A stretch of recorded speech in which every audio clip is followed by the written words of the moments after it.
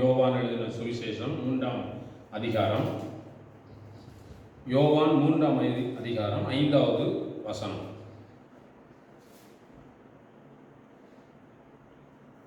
இயேசு பிரதியுத்தரமாக, ஒருவன் ஜலத்தினாலும் ஆவியினாலும் பிறவாவிட்டால் தேவனுடைய ராஜ்யத்தில் பிரவேசிக்க மாட்டான் என்று மெய்யாகவே உங்களுக்கு சொல்லுகிறேன். அன்னைக்கு நாம் சில வாரங்களுக்கு முன்பதாக நாம் இந்த காரியத்தை குறித்து பார்த்தோம். அங்கே சொல்லும் பொழுது, ஒருவன் மறுபடியும் பிறவாவிட்டால் தேவனுடைய ராஜ்யத்தை காண மாட்டான். ஒருவன் மறுபடியும் பிறக்கல் அப்படின்னு சொன்னா தேவனுடைய ராஜ்யத்தை என்ன செய்ய மாட்டான்?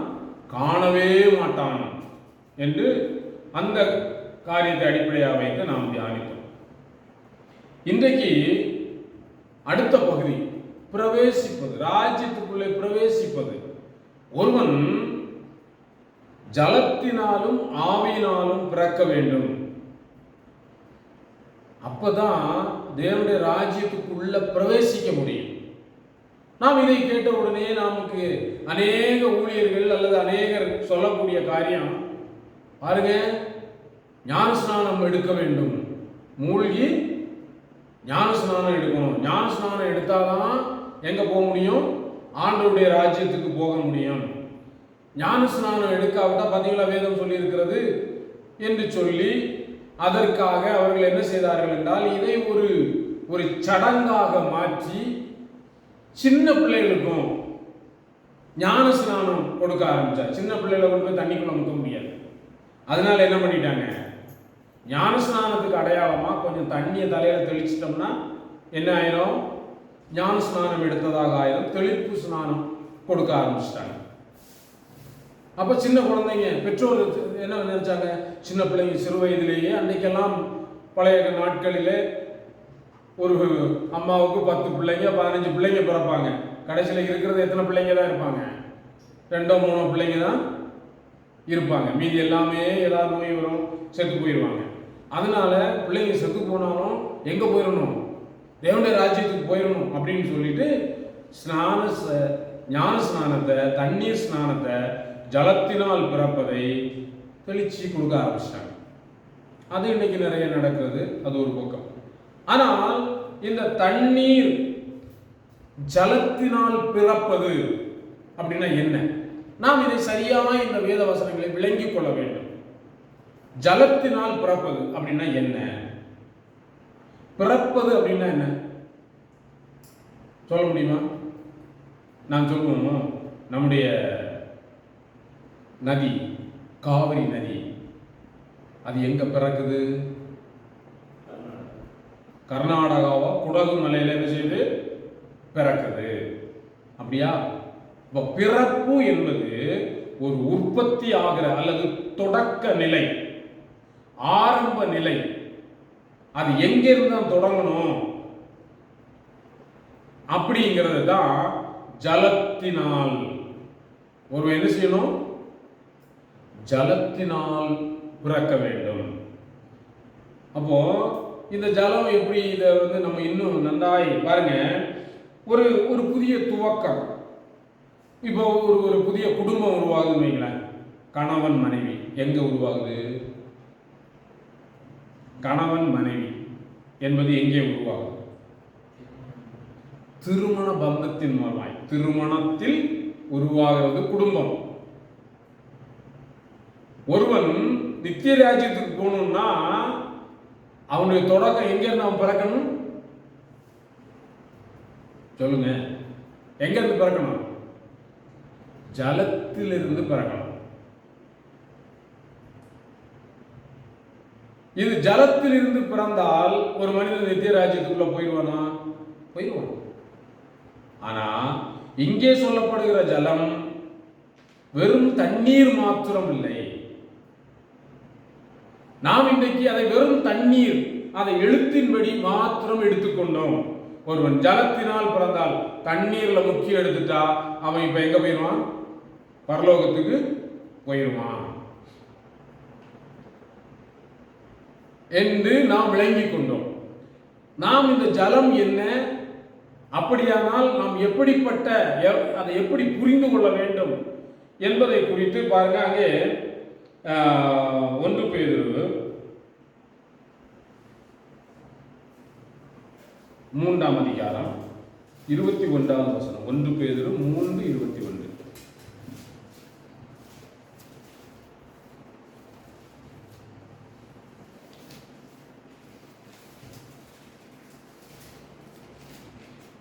அதற்கு ஒப்பனையான ஞானஸ்நானமானது, அதற்கு ஒப்பனையான, அதுக்கு முந்தின வசனம், அந்த ஆவிக்குரிய பூர்வத்திலே நோவா பேழையை ஆயத்தம் பண்ணும் நாட்களிலே, பூர்வத்திலே நோவா பேழையை ஆயத்தம் பண்ணின நாட்களிலே தேவன் நீடிய பொறுமையோட காத்திருந்த போது, தேவன் நீடிய பொறுமையோட காத்திருந்த போது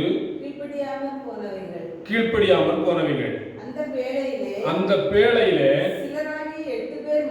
சிலராகிய 8 பேர் மாத்திரம் பிரவேசித்து ஜலத்தினாலே காக்கப்பட்டார்கள். அதற்கு ஒப்பனையான ஞானஸ்நானமானது மாமிச அழுக்கை நீக்குதலாய் இராமல் தேவனை பற்றும் நல் மனசாட்சியின் உடன்படிக்கையாயிருந்து இப்பொழுது நம்மையும் இயேசு கிறிஸ்துவினுடைய உயிர்த்தெழுதலினால் ரட்சிக்கிறது. இங்க நல்ல ஒரு அருமையான ஒரு காரியத்தை முன்னாடி கொண்டு வைக்கிறார் பாருங்க. அங்க என்ன சொல்றார்? அந்த பேழையில் சிலராகிய 8 பேர் மாத்திரம் பிரவேசித்து ஜலத்தினால் காக்கப்பட்டார்கள். சொல்லுங்க, ஜலத்தினால காக்கப்பட்டாங்களா, பேழையினால காக்கப்பட்டாங்களா? நாம அங்க படிக்கிறது தானே. நோவா எப்படி பாதுகாக்கப்பட்டார்? பேழையினால பாதுகாக்கப்பட்டார். இங்க என்ன சொல்லப்பட்டிருக்கிறது? ஜலத்தினாலே. நீங்க யாராவது சிந்திச்சிருக்கீங்களா? எத்தனையோ தடவை இந்த வசனங்களை படிச்சிருப்பீங்க, யோசித்திருக்கிறீர்களா? ஜலத்தினாலே காக்கப்பட்டார்கள். வேதம் எப்பொழுதுமே இருபுறமும் கருப்புள்ள பட்டயம் அப்படின்னா என்னங்க? ஒன்று ஆவிக்குரிய அர்த்தம், இன்னொன்று அந்த எழுத்தின்படியான அர்த்தம், மீனிங். நீங்க இதை மறந்துடக்கூடாது. நிறைய பேர் சொல்லுவாங்க, அது இருபுறமும் கருப்புள்ள பட்டயம், அது பேசுறவனையும் வெட்டும் எதிரில் இருக்கிறவங்களையும் வெட்டும். வசனம் உனக்கு மாத்திரம் இல்லை, பேசுறவன் கேட்கிற மக்களுக்கு மாத்திரம் இல்லை, பேசுற உனக்கும் தான். அது பட்டயம் 2 பக்கமும் வெட்டக்கூடியது அப்படின்னு விளக்கம் சொல்லுவாங்க. அப்படி இல்லை, வசனம் இருபுறமும் கருப்புள்ளதுன்னா அது வெளிப்புறமான ஒரு காரியத்தையும் சொல்லும், உட்புறமான ஒரு காரியத்தையும் சொல்லும். அதனாலதான் வசனம் அது கருப்புள்ள பட்டயம், அது ஆவியையும் ஊனையும் கணுக்களையும் வேறு குறிக்கத்தக்கதாக அது இருதயத்தை ஊடுருவி பாயக்கூடிய ஒரு கருக்கான பட்டயம் என்று வேதம் சொல்லுகிறது. இப்போ ஆவிக்குரிய அர்த்தம் தான் இங்கே சொல்லப்பட்டிருக்கிறது, மேலோட்டமான அர்த்தம் தான் அங்கே பழைய உடன்படிக்கையிலே நாம் அதை நோவா பேழைக்குள்ள போனாரு, பாதுகாக்கப்பட்டார். இங்கே சொல்லப்படுது ஜலத்தினாலே காக்கப்பட்டார்கள். அவர்கள் இந்த உலகத்தில் இருந்த அநியாயம் அக்கிரமங்கள் மத்தியிலே இருந்த மக்களை, அநியாய அக்கிரமத்தை தன்னுடைய பிள்ளைகளை பாதுகாப்பதற்கு தேவன் பயன்படுத்தினது என்னதுங்க? சொல்லுங்க. தண்ணியை பயன்படுத்தி சுத்தி இருந்த அக்கிரமக்காரர்கள் எல்லாரையும் என்ன செஞ்சிட்டாரு? அழிச்சு போட்டாரு. அதற்கு ஒப்பனையான ஞானஸ்நானம். நாம் ஞானஸ்நானம் எடுக்கும் பொழுது நம்முடைய பழைய பாவம் எல்லாம் அதற்கு ஒப்பனையாக, எப்படி அந்த சுற்றியில் இருந்த ஜனங்கள் எல்லாம் அக்கிரமக்காரரை கீழ்ப்பிடியாமல் போன அந்த ஆவிகளை தேவன் அப்புறப்படுத்தினாரோ, அதுபோல நாம் மூழ்கும் போது, தண்ணீருக்குள்ளே மூழ்கும் போது நாம் அந்த நான் அவரை ஏற்றுக்கொள்வதற்கு முன்னாடி வரைக்கும் செஞ்ச எல்லா பாவ சாபங்களும் அதிலிருந்து அப்புறப்படுத்தப்படுகிறது. அதற்கு ஒப்பனையான ஞானஸ்நானம். அது மாமிச அழுக்கை நீக்குதலாய் இராமல் நல் மனசாட்சியின் உடன்படிக்கை. அதையும் நல் மனசாட்சியின் உடன்படிக்கை அப்படின்னா என்னங்க? நல் மனசாட்சியின் உடன்படிக்கையாய் இருந்து இப்பொழுது நம்மையும் இயேசு கிறிஸ்துவ உயிர்த்தெழுதலினாலே ரட்சிக்கிறது. நல் மனசாட்சியின் உடன்படிக்கை அப்படின்னா என்ன சொல்ல முடியுமா? என்ன நீங்க புரிஞ்சுக்கிறீங்க? என்ன அதை எப்படி விளங்கிக்கிறீங்க? நல் மனசாட்சியின் உடன்படிக்கை அப்படின்னா என்ன?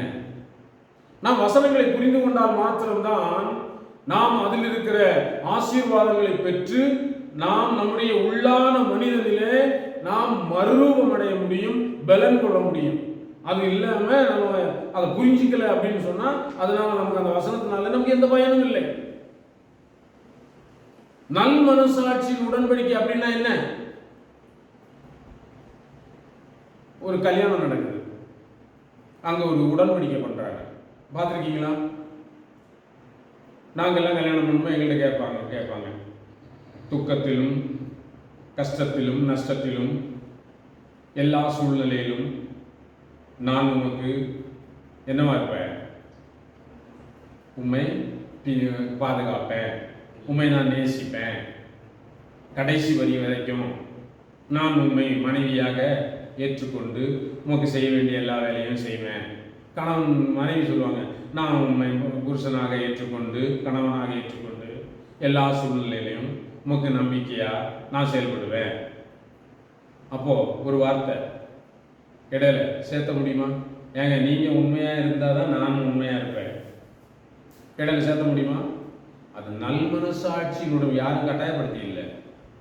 யாரும் இழுத்து கொண்டு வந்து இங்க நிப்பாட்டி இங்க பாரு இவரை நீ கல்யாணம் பண்ணா உன்னை சுட்டு கொண்டுருவேன் பயந்துக்கிட்டு வேற வழியே இல்லை, நீ இவரை கணவனா ஏற்றுக்கும் அப்படி இல்லை.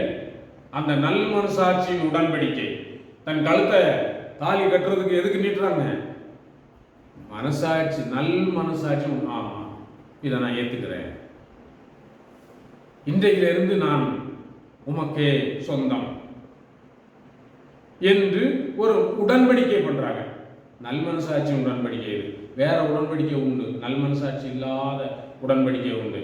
அந்த உடன்படிக்கை நீங்க உங்களுக்கு தெரியுமா? கேள்விப்பட்டிருக்கீங்களா? அதுக்கு உதாரணம் சொல்ல முடியுமா? தீவிரவாதிகள் செயல்படுவாங்க பாருங்க. எங்க ஆளுங்களை என்ன செய்யும்? இங்க இருந்து 2 பேரை கடத்திட்டு போய் வச்சுக்குவான், உயர் அதிகாரிகளை. வீரப்ப கடத்திட்டு போய் வச்ச மாதிரி கடத்திட்டு போய் வச்சுக்கிட்டு போலீஸ் அதிகாரிகளை கடத்தி வச்சுக்கிட்டு எங்க ஆளை நீ பிடிச்சி வச்சிருக்கல அவனை வெளியில விடு, அப்ப நான் இவனை வெளியில விடு. அதுவும் ஒரு உடன்படிக்கை தான். ஆனா நல்மனசாட்சி உடன்படிக்கை இல்லை, அது துர்மனசாட்சியின் உடன்படிக்கை. நீங்களும் நானும் அந்த ஞான ஸ்நானம் என்பது எப்படி எடுக்கணும்னா, நிறைய பேர் அந்த நல்மனசாட்சியின் உடன்படிக்கையா எடுக்கல. எப்படி எடுத்துட்டாங்கன்னா, கல்யாணம் ஆகும் போது ஞான ஸ்நானம் எடுத்துக்கான பையன் கேட்பாங்க, கல்யாணத்துக்கு ஞான ஸ்நானம் எடுத்தது, வெளிநாட்டுக்கு போறதுக்கு ஞான ஸ்நானம் எடுத்தது, இன்னும் எத்தனையோ வழிகள் என்னென்னமோ சூழ்நிலையில ஞான ஸ்நானம். இன்றைக்கு ஒரு பழக்கம் வந்து கொண்டிருக்கிறது. ஒருத்தர் நல்லா இருக்கும்போது ஞான ஸ்நானம் எடுக்கணும்னு சொன்னா கேட்க மாட்டாரு. கடைசி நாள் என்ன செஞ்சுருவாங்க? படுக்கை ஆயிடுவாரு. படுக்கை ஆனதுக்கு அப்புறம் எப்படியாவது ஞான ஸ்நானம் எடுக்கணும். என்ன பண்றது? அதுக்கும் வேற வழியெல்லாம் கண்டுபிடிச்சு வச்சிருக்காங்க. அது நல்மனசாட்சியின் உடன்படிக்கை இல்லை. அந்த உடன்படிக்கை தேவனோடு பண்ணுகிற உடன்படிக்கை இல்லை. சிலர் இதைத்தான் நான் விளங்குறது சொல்றேன். சிலர் நல்ல ஆரோக்கியமா இருக்கும்போது ஆண்டவருக்காக செயல்பட மாட்டார்கள். அப்ப பரிசுத்தமா வாழு, பாவத்தை விட்டு விலகுன்னு சொன்னா கேட்க மாட்டான். கடைசியில அடி கிடி விழுந்து கை கால் விளங்காம போய் படுக்கையில் ஆனதுக்கு அப்புறம் நான் ஆண்டவரை ஏற்றுக்கொள்றேன்னு சொல்லுவோம். அது நல்மனசாட்சி உடன்படிக்கையா? இது நாம் ஒரு உடன்படிக்கை கிறிஸ்துவோடு கூட பண்ணியிருக்கிறோம். அந்த உடன்படிக்கை என்னங்கிறத இன்னைக்கே நீங்களே ஒரு தீர்மானம் பண்ணுங்க. தண்ணீர் முழுக்கு, அந்த முழுக்கு ஒரு தடவை முழுங்கிட்டோம். அது இந்த ஆவிக்குரிய முழுக்கு தானா? நான் நல்மனசாட்சியோடு கூட ஆண்டவருக்காக, ஆண்டவரே இனி நான் உமக்கு அடிமை, நான் உம்முடைய வார்த்தைகளுக்கு கீழ்ப்படிவேன் அப்படின்னு சொல்லிதான் எடுத்தோமா? இல்ல நீங்க என்ன நல்லா யாக்கோபு சொன்ன மாதிரி, நீர் என்னை நான் சொல்லுகிற இடமெல்லாம் என்னை காப்பாற்றி என்னை ஆசீர்வதித்து மறுபடியும் இந்த இடத்துக்கு கொண்டு வந்தா நான் உனக்கு காணிக்கை தசமாக கொடுப்பேன் அப்படின்னு, நீர் எனக்கு தருகிற எல்லாவற்றிலும் 10 உமக்கு கொடுப்பேன், அல்லது நான் உம்மை தொழுது கொள்வேன். அப்படியா? நல் மனசாட்சியின் உடன்படிக்கை இது. இன்னொரு வசனத்தை படிப்போம். எபேசியர் 5ஆம் அதிகாரம் 26வது வசனம். எபேசியர் 5:26.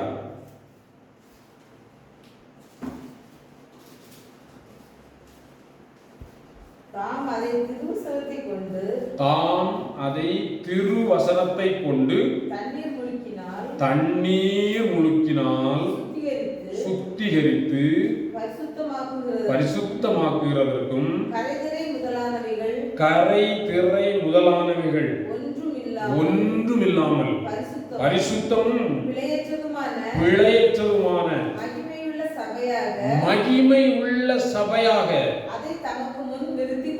அதை தமக்கு முன் நிறுத்திக் கொள்வதற்கும் தம்மை தாமே அதற்காக ஒப்பு கொடுத்தார். இந்த வசந்த வாசிக்கு நீங்க என்ன புரிஞ்சுக்கிட்டீங்க? ஏதாவது புரிஞ்சீங்களா? ஏதாவது விளங்கிச்சா? நாம் அநேக நேரங்களில் வேத வசனத்தை வாசிக்கும் போது இப்படிதான் வாசிக்கிறோம், நம்ம ஒண்ணுமே புரியாது. நீங்க என்ன சொல்றாரு பாருங்க, தாம் அதை திருவசனத்தை கொண்டு தண்ணீர் முழுக்கு. எப்படிங்க? அது என்ன அர்த்தம் அப்படின்னு சொன்னா, தண்ணீர் முழுக்கி என்று சொல்லப்படுவது அது வசனத்துக்கு ஒப்பானது. தண்ணீர் என்பது வசனத்துக்கு ஒப்பனையான காரியம். இந்த வசனத்தினாலே தான் தேவன் நம்மை சுத்திகரிக்கிறார். அப்ப தண்ணி முழுக்க எடுக்க வேண்டியது இல்லையா? அது ஒரு அடையாளம். அதான் சொன்னேன், வார்த்தையினாலும் வார்த்தையின்படி எழுத்தின்படியும் ஆவியின்படியும். எழுத்தின்படி என்ன? தண்ணீர்ல முழுகணும் ஒவ்வொருத்தரும். ஆமா, அது ஒரு சடங்கு. எப்படி? ஒரு திருமணம் இருக்கு, திருமணத்துக்கு தாலி கட்டாட்டி என்னங்க? தாலி கட்டுற ஒரு வழக்கம் வச்சிருக்கோமே, அது எதுக்கு? அதனால மனைவி ஆயிட முடியுமா? பாருங்க, நான் இதை குறித்து ரொம்ப நாளைக்கு முன்னாடி நான் யோசிச்சுட்டே இருந்தேன். அப்போ எனக்கு சில காரியங்கள் மனதில் ஓடிச்சு, எழுதி வச்சிருக்காங்க டைரியில். இப்போ பாருங்க, ஒரு திருமணம் நடைபெறும், ஒரு ஆலயத்துக்கு, ஒரு இந்து கோயிலில் ஒரு திருமணம் நடைபெறுகிறது. அங்கே ஒரு ஆண் ஒரு பெண்ணுடைய கழுத்தில் என்ன செய்கிறாரு? மாலை போடுறாரு, தாலியை கட்டுறாரு. அது அங்கே படமாக்கப்படுகிறது. அங்கேயும் ஐயர் ஓதுறாரு, படமாக்கப்படுகிறது. இந்த பக்கம் அது முடிஞ்ச உடனே அடுத்த கல்யாணம், அது ஒரு நிஜ கல்யாணம். அதுவும் என்ன செய்யப்படுது? தாலி கட்டுறாங்க, ஐயர் ஓதுறாரு, தாலி கட்டுறாரு. இவங்க அந்த பக்கம் போனோடனே நீ அந்த பக்கம் போ, நான் இந்த பக்கம் போ, காசை வாங்கிட்டோமா போயிட்டே இருக்கிறாங்க. ஆனா இது இந்த அடையாளம் அது என்ன இருக்கு? இன்னைக்கு நம்ம நிறைய பேர் இப்படி ஞானஸ்நானம் எடுத்துட்டு ஓடி போன கூட்டம் நிறைய இருக்கு. நாம எந்த கூட்டத்தில் இருக்கிறோம்? உண்மையாகவே கிறிஸ்துவோடு கூட இணைக்கப்பட்ட அந்த விஷயத்துல தான் இந்த ஞானஸ்நானம் எடுத்திருக்கிறோமா? ஞானஸ்நானம் தண்ணீர் முழுக்கு என்பது வெளிப்பிரகாரமான ஒரு அடையாளம். ஆனா அதனுடைய ஆவிக்குரிய அர்த்தம், நாம் வசனத்தினாலே சுத்திகரிக்கப்பட வேண்டும். கர்த்தருடைய வார்த்தை. அதனாலதான் அங்க எபேசியர்ல சொல்றாரு, தாமதை திருவசனத்தை கொண்டு தண்ணீர் முழுக்கினால். வசனத்தினாலதான். ஆனா வெளியே ஒரு அடையாளம் என்னன்னா, தண்ணிக்குள்ள முங்கணும். அதனாலதான் இந்த அடையாளம் இல்லாம கூட சிலர் வெறும் வசனத்தினாலே கூட என்ன செய்ய முடியும்? நீதிமான்களாக முடியும். அதனால அந்த ஒரு வாய்ப்பு தான் கள்ளனுக்கு கிடைச்சது. ஆண்டவருடைய வார்த்தையை கேட்டான், மனமானா, இந்த அடையாளத்தை செய்யறதுக்கு அவனுக்கு டைம் கிடைக்கல. நமக்கு அடையாளம் தேவைப்படுகிறது. இந்த உலகத்தில் இருக்கிற நாமோ, ஜீவனோடு இருக்கிற நாமோ நிச்சயமா இந்த அடையாளத்தை நாம் பெற்றிருக்க வேண்டும். தண்ணீர் முழுக்கு என்கிற இந்த வெளிப்புறகாரமான இந்த அடையாளத்தை பெற்றிருக்க வேண்டும். ஆனால் ஆவிக்குள்ளாக வசனத்தினாலே நாம் சுத்திகரிக்கப்பட்டவர்களாக இருக்க வேண்டும். ஆனா இன்றைக்கு வெளிப்புறகாரமான அடையாளம் இருக்கிறது, வசனத்தினாலே அவர்கள் மூழ்கப்படவில்லை, பாவங்கள் சுத்திகரிக்கப்படவில்லை. அதனால்தான் இயேசு சொல்றாரு, அங்கே சீசரிடத்தில் சொல்லும்போது சொன்னாரு, இப்பொழுது நீங்கள் கேட்ட வசனத்தினாலே சுத்தமாய் இருக்கிறீர்கள். ஒரு மனிதனை சுத்தப்படுத்துவது எது? வசனம். அது இருதயத்தில் நடக்கக்கூடிய மாற்றம். வெளிப்படையா ஒரு தண்ணீர் முழுக்கு, அது வெளிப்படையான அடையாளம். ரெண்டுமே தேவை. தண்ணீர் முழுக்கு வேண்டும், தண்ணீர் முழுக்கு இல்லாம இது தேவனுடைய நியதி. அங்கே இயேசு ஞானஸ்நானம் எடுக்கும்போது யோவான் தடுத்தார், வேண்டாம், நான் உங்க கையில எல்லாம். ஆண்டவர் சொன்னாரு, இயேசு சொன்னார், இப்படி எல்லா நீதியையும் நிறைவேற்றுவது தேவனுக்கு பிரியமாக இருக்கிறது, தேவனுக்கு சித்தமான காரியமாக இருக்கிறது. அது அவர் ஏற்படுத்தி வைத்த ஒன்று. அதை நாம் தண்ணீரினாலே மூழ்க வேண்டும். ஆனால் அதே நேரம் உண்மையான அடையாளம் என்னவென்றால் அது வசனத்தினாலே நாம் சுத்திகரிக்கப்பட வேண்டும்.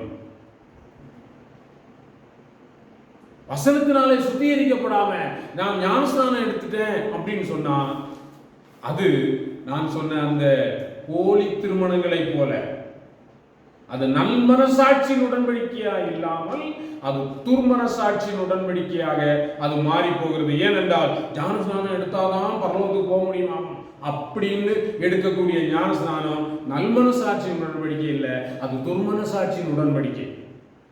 நல்மனசாட்சியின் உடன்படிக்கை வசனத்தினாலே இருதயம் கழுவப்பட வேண்டும், இருதயத்தில் இருக்க அழுக்குகள் போக வேண்டும். அதே நேரத்தில் வெளிப்படையாக நாம் தண்ணீரிலே மூழ்கி ஞானஸ்நானம் பெற்றுக்கொள்ள வேண்டும். அடுத்தது பாருங்க, ஜலத்தினால். அங்கே எபிரேயர் 2ஆம் அதிகாரம் 14வது வசனத்தை பாருங்களா. அதனாலதான் அங்கே எபிரேயர் ஆதலால் 2:14 ஆதலால் பிள்ளைகள் மாம்சத்தையும் இரத்தத்தையும் உடையவர்களாய் இருக்க அவரும் அவர்களைப் போல மாம்சத்தையும் இரத்தத்தையும் உடையவரானார். மரணத்துக்கு அதிகாரியாகிய பிசாசானவனை அழிக்கும்படிக்கும் ஜீவ காலமெல்லாம் மரண பயத்தினாலே அடிமைத்தனத்துக்குள்ளானவர்கள் யாவரையும் விடுதலை பண்ணும்படிக்கும் அப்படியானார். போதும். இங்க என்ன சொல்லப்படுகிறது என்றால், பிள்ளைகள் மாம்சத்தையும் இரத்தத்தையும் உடையவர்களாயிருக்க அவரும் அவர்களைப் போல மாம்சத்தையும் இரத்தத்தையும் உடையவரானார். இயேசு இந்த அடையாளமாக அவர் இங்க வர வேண்டியதாவது இரத்தத்தை உடையவராக இந்த பூமிக்கு வர வேண்டியது அவசியமா இருந்துச்சு. அவர் வேற வழியில வசனத்தை கொண்டு நம்மளை சுத்திகரிச்சிருக்கலாமே. வெளிப்புறமான ஒரு அடையாளம் தேவை. அவர் அதனால பூமிக்கு வர வேண்டியது அவசியமா இருந்துச்சு. இப்ப ஞானஸ்நானம் அப்படின்னு சொன்னா, தண்ணீர் முழுக்கு என்று சொன்னால் அது வெளிப்புறமான ஒரு அடையாளம், அது தேவை. அது இல்லாம நாம் என்ன செய்ய முடியாது என்றால் தேவனுடைய ராஜ்யத்துக்குள்ள பிரவேசிக்க முடியாது. வெறும் ஞானஸ்நானம் மட்டும் பிரவேசிக்க முடியாது. வசனத்தினாலே நாம் சுத்திகரிக்கப்பட்டிருக்க வேண்டும். இந்த தண்ணீர் சுத்திகரிப்பு மாம்சத்தை அழுக்கை போக்குகிறது கிடையாது. அது ஒரு உடன்படிக்கை, நல் மனசாட்சியின் உடன்படிக்கை. அப்படின்னா என்ன? உடன்படிக்கைன்னா என்ன? ஒரு ஒப்பந்தம். கையெழுத்து போடுறோம் இல்லையா? பாருங்க, இன்று முதல் நான் பணத்தை வாங்கிட்டேன், இனி இந்த சொத்து உங்களுக்கு தான், நீங்களே வச்சுக்கோங்க அப்படின்னு கையெழுத்து போட்டு கொடுக்குறது. இந்த கையெழுத்து இல்லாமல் விட்டுலாமா? வாங்கிட்டேன், உங்களுக்கு எனக்கு தெரியுமில்ல, நான் தான் பணம் கொடுத்துட்டேன், நீங்கள் வாங்கிட்டீங்க, இந்த அந்த சொத்து உங்களுக்கு தான் அப்படி சொன்னால் ஓகேவா? இன்னைக்கு நிறைய பேர் அப்படி சொல்றாங்க. அதுதான் ஞானஸ்நானம் எடுக்காமலே அப்படியும் ஒரு போதகம் இருக்கிறது. ஞானஸ்நானம் முக்கியம் இல்லை அப்படின்னு சொல்லக்கூடிய ஒரு போதகம் இருக்கிறது. நீங்கள் அதை விளங்கிக் கொள்ள வேண்டும். ஞானஸ்நானம் எதற்கு எடுக்கிறோம், ஏன் எடுக்கிறோம், எப்படி எடுக்க வேண்டும். அடுத்து பாருங்க அவர் சொல்றது, அந்த வசனத்தை படிக்க 3ஆம் அதிகாரம் யோவான் 3:5. சொல்லப்பட போகிற யோவான் 3ஆம் அதிகாரம் 5ஆம் வசனம். இயேசு பிரதியுத்தரமாக, ஒருவன் ஜலத்தினாலும் ஆவியினாலும் பிறவாவிட்டால். ஜலத்தினால பிறப்பதை குறித்து பார்த்துட்டோம். அடுத்து என்னவாமா? ஆவியினால பிறக்கணும். பாருங்க, டைம் டக்குன்னு போயிடுச்சு வேகமா, நேரம். ஆவியினால பிறக்கணும். அது எப்படி? 1 கொரிந்தியர் 2ஆம் அதிகாரம்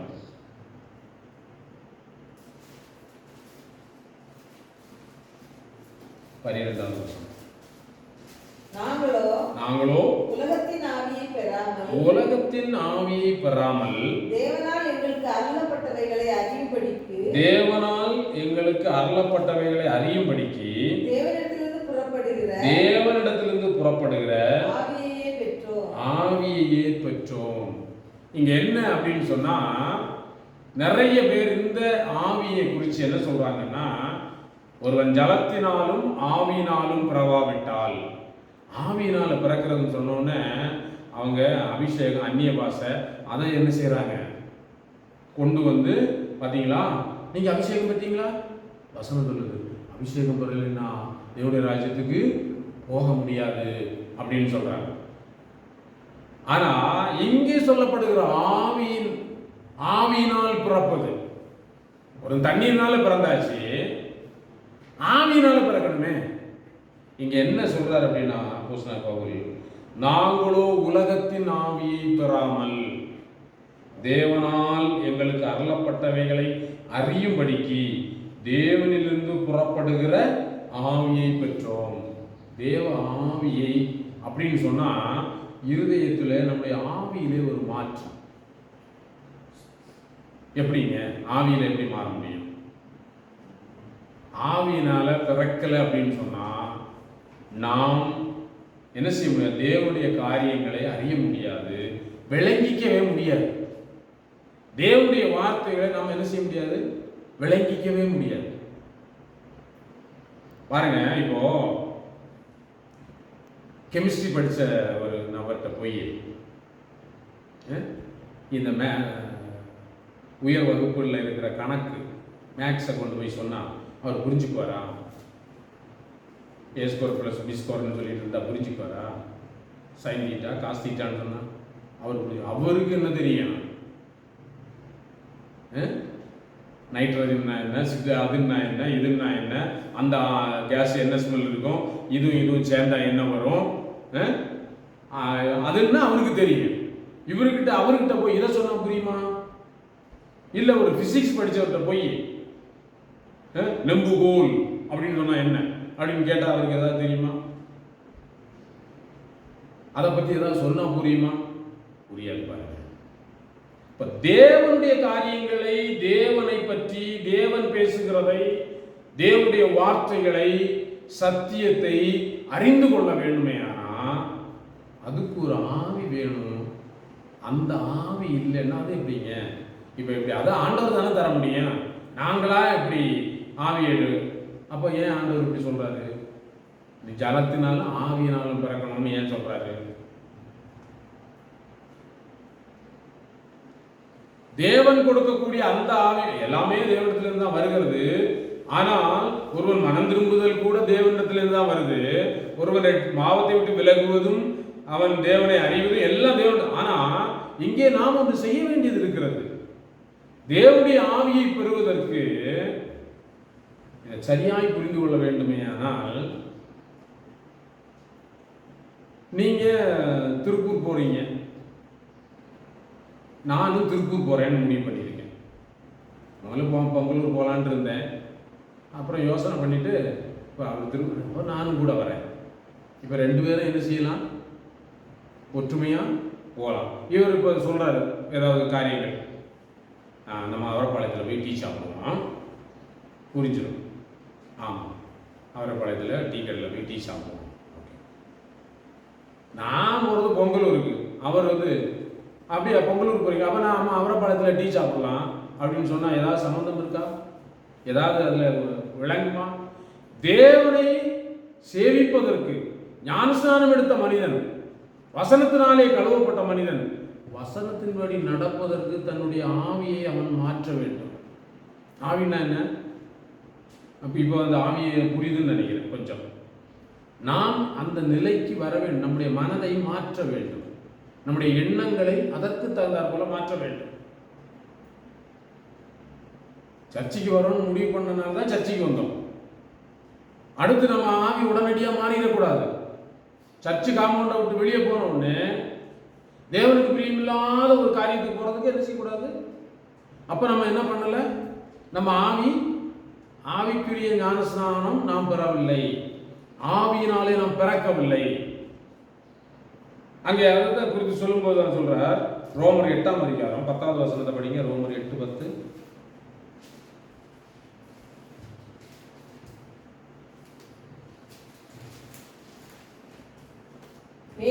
மேலும் கிறிஸ்து உங்களில் இருந்தால் சரீரமானது பாவத்து நிமித்தம் சரீரம் மரிச்சிருக்கும், ஆவியானது நீதி நிமித்தம் ஜீவன் உள்ளதா இருக்கும். நீதிக்கு மனுஷனுக்கு நமக்கு ஆவி இருக்கு. இப்ப என்ன ஆவி இருக்கு நினைச்சு பாருங்களேன். ஆண்டவர் சீசர்கள் வந்து சொன்னாங்க, ஆண்டவர் உடனே நாமத்தினாலே அவன் அங்க பிசாசுல துரத்திட்டு இருக்கிறான், நாங்க போய் அவனை அடிச்சு துரத்திட்டு வந்துடட்டுமா? நீங்க என்ன ஆவி இவ்வளோங்கன்னு தெரியாதா? இப்ப என்ன ஆவி நமக்கு? என்ன ஆவி பாருங்களேன். இப்போ நம்ம போயிட்டு இருக்கிறோம், ஒரு நற்போதனை கேட்க போயிட்டு இருந்தோம், போனோம். அங்கே நல்ல விஷயங்கள் எல்லாம் சொல்லி தந்தாங்க. போகிற வழியிலேயே போகும்போது என்ன, நீங்கள் இப்படிப்பட்ட உணவுகள்லாம் சாப்பிடணும், அதை சாப்பிடக்கூடாது, இந்த உணவுக்கு கெடுதல், அந்த உணவு கெடுதல், நீங்கள் இப்படி பயிற்சி செய்யணும், யோகாசன பயிற்சி செய்யணும் அப்படின்னு அந்த கிளாஸுக்கு போயிட்டோம். ஏதோ உலக ஆரோக்கியமாக இருக்கிறதுக்கான பயிற்சிக்கு போயிட்டோம். வெளியே வரும்போதே அது சம்மந்தம் இல்லாமல் அது சாப்பிட்டா ரொம்ப கேடுன்னு தெரியக்கூடிய ஒரு ஃபாஸ்ட் ஃபுட்டு கடைக்கு நம்ம போகிறோம்னா நம்ம ஆவி எப்படி இருக்கு? புரியுங்களா? எவ்வளோ முரணான. அப்போ நம்ம அங்கே எதுக்கு போனோம்? அந்த கிளாஸுக்கு. அப்போ இப்போ எங்கே போகிறோம்? நாம் ஒரு ஞானஸ்நானம் எடுத்த நாம் அடுத்து ஆவியினால பிறகு நம்முடைய மனதிலே ஒரு தீர்மானம் எடுக்க வேண்டும். ஒரு விளையாட்டு வீரன், பந்தய பொருள் வேணும் அவனுக்கு. இப்போ என்ன செஞ்சுட்டான்? விளையாட்டு போட்டு இதில் சேர்ந்துட்டான் ட்ரைனிங்கில். இப்போ அவன் காலைல 10 மணி நேரம் தூங்க முடியுமா வீட்டில் படுத்து? அவங்க காலத்தில் நேரத்தில் ஆவியை மாற்றணும். கொஞ்சம் சோம்பேறியாக இருந்திருந்தா கூட, அன்னைக்கு வரைக்கும் நேற்று வரைக்கும் அவன் 10 மணி வரைக்கும் படுத்திருந்தா கூட, இப்போ ஆவியை என்ன செய்யணும்? மாற்றித்தான் ஆகணும். இனி நான் தூங்கக்கூடாது, இனி நான் இதை சாப்பிடக்கூடாது, இனி நான் இதை செய்யக்கூடாது, இனி நான் இந்த இடத்துல நிற்கக்கூடாது, இனி நான் இந்த இடத்துக்கு போகக்கூடாது. ஆவி மாறாவிட்டால் என்ன வசனம் கேட்டாலும் என்னதான் நம்ம முடிவெடுத்தாலும், ஆவி மாறாவிட்டால், ஆவியின்படி பிறவாவிட்டால் நாம் என்ன செய்ய முடியாது? பரலோக ராஜ்யத்துக்கு பிரவேசிக்க முடியாது. ஆவியில பிறக்கணும். ஒரு கணவன் மனைவி திருமண பந்தத்தில் இணைஞ்சிட்டாங்க. பாருங்க, திருமணம் முடிஞ்சு ரைட்டு தான். உனி நான் எங்கள் வீட்டுக்கு போகிறேன், நீங்கள் உங்கள் வீட்டுக்கு போங்க. நான் எங்கள் வீட்டில் இருந்துக்கிறேன், நீங்கள் உங்கள் வீட்டில் இருந்துக்குங்க சொல்லலாம். இந்த ஆவி எப்படிப்பட்ட ஆவி பார்த்தீங்களா? திருமணமானால் இனி என்ன செய்யணும்? ஆவியை மாற்றணும். அப்பா அம்மா கூட இருந்தேன், இனி இந்த ஆவியை எங்க கூட இருக்கணும்? கணவனோடு இருக்க வேண்டும். ஆவியை மாற்றணும். இன்னும் நான் யார் இல்லை, ஆனால் பாட்டு நம்ம இனி நான் பாவியல்ல பரிசுத்தமாகி விட்டேன், பழையன ஒளிந்ததவே எல்லாம் புதிய படைப்பான். பழையன ஒளிந்ததுவே நான் புதிய படைப்பானே, என் பாவங்கள் பாடினா அப்படி பாட்டு மாதிரி இருக்கணும். அதன்படி ஆவியிலே மாற்றம் உண்டாகும். ஆண்டவர் சொன்ன இந்த ஆவிதான் இதைத்தான் சொல்றாரு. அவர் அந்த அபிஷேகம், அவர் போயிட்டு அனுப்பக்கூடிய அந்த பரிசுத்த ஆவி, அதுவும் அந்த ஆவியும் இந்த ஆவியும் ரெண்டும் என்ன செய்யக்கூடாது, போட்டு குழப்பிக்கிட்டு நிறைய பேர் என்ன செய்யறாங்கன்னா, இது அது பெற்றாதான் பரலோக ராஜ்யத்துக்கு போவீங்க. அதையும் அவர்கள் வெளிப்படையான அந்த அந்நிய பாஷை அதை வச்சு சொல்றாங்க. குதிப்பது, துள்ளுவது, சத்தம் ஏதோ விதவிதமான சத்தம் கொடுக்கிறது, அதை சொல்லுறாரு. அப்படி பார்த்தா இந்த உலகத்துக்கு வந்து எத்தனையோ மிஷனரிமார்கள் எல்லாம் அப்படியெல்லாம் என்ன செய்யல, அவர்கள் அப்படியெல்லாம் அந்நிய பாஷை பேசி குதிக்கல.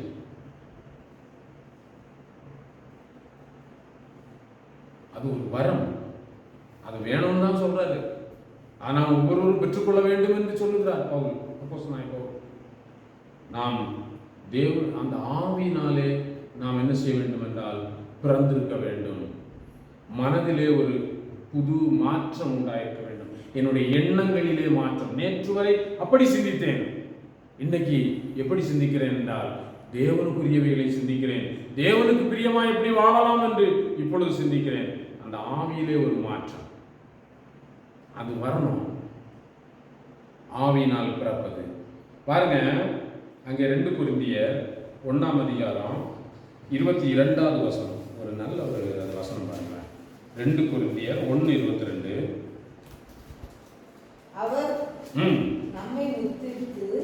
அவர் நம்மை முத்திரித்து நம்முடைய இருதயங்களில் ஆவி என்னும் அச்சாரத்தையும் கொடுத்திருக்கிறார். பாத்தீங்களா என்ன கொடுத்திருக்கிறாரு? அதை எப்படி நீங்க கரெக்டா, அப்படின்னா என்ன அச்சாரம்னா என்ன? ஆவி என்னும் அச்சாரம் அப்படின்னா என்னங்க சொல்ல முடியுமா?